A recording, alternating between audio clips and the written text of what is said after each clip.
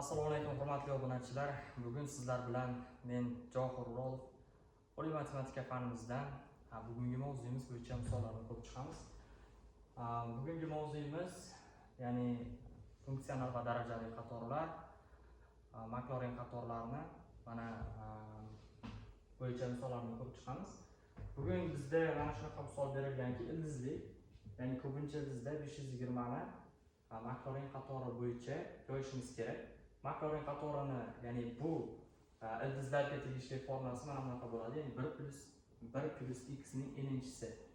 Bizda esa 520 ni o'zi bor. Biz misolimizni mana shu formulaga tushirishimiz kerak. Xo'p, demak bu formulaga tushirishimiz uchun biz nima qilamiz? Mana 520 ni bu yerda e'tibor beraylik. Mana ko'pincha ildiz turibdi. O'shanga keltirishimiz kerak. Misol uchun nechining kubi mana shu songa yaqinroqki, mana qanaqadir x qilib orttirma qilib mana shu bunday shaklga keltirib olishimiz mumkin. Mana biz 512 ni olamiz. Chunki 8 ning kubi bo'ladi. Plus 8. Baribir 520 ni beradi. Demak, buni 1 taqsim 3-si qilamiz. Va bundan men 512 ni olib chiqaman. Ya'ni 512 ni olib chiqqanimda 1 plus 8 taqsim 512 qoladi. Demak, mana shu ifodamizni 1 taqsim 3-si bu. Endi 1 taqsim 512 ni ildizdan chiqarganimda, ko'pincha ildizdan chiqarganimda, bu 8 ning kubi bo'lganligi uchun 8 ko'paytirilgan 1 plus, ya'ni 1 taqsim 64 ning 1 taqsim 3-si bo'ladi. Mana demak 1 plus x ning n'inchisi mana shu formulaga keldi. Bu yerda mana biz x ning o'rniga 1 taqsim 64 ni olamiz. N o'rniga esa 1 taqsim 3 ni olamiz. Bizda mana berilganlar tayyor.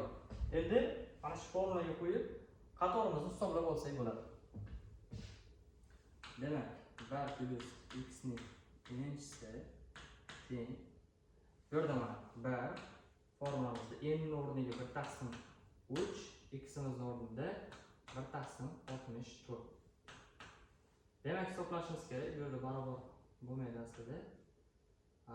Mana qolgan qiymatlarimiz ham bor. Lekin bizda 0.10 mingdan 1 oralig'ida bo'lganligi uchun mana shuni o'zi yetarli bo'ladi. Ya'ni buni hisoblab qo'yamiz. Bu 180, 192. Adashmasam 193 taqsim 192 bo'ladi.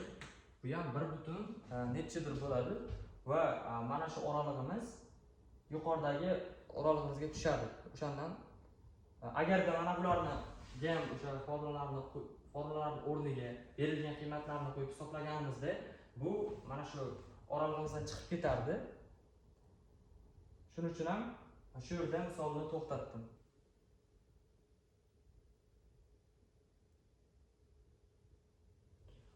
Bir butun 0.5 shunga o'xshagan son chiqadi. Demak, mana bizga mana shunday formula, ya'ni misollar kelib qolganda qatorlarni, Maclaurin qatori bo'yicha hisoblash to'g'ri kelganda birinchi navbatda formulasini bilishimiz kerak va mana shu formula bo'yicha berilganlarni topib olishimiz kerak bo'ladi. Bugungi mavzuyimiz tushunarli bo'lgan bo'lsa, keyingi darslarimizda ko'rishguncha xayr, salomat bo'ling.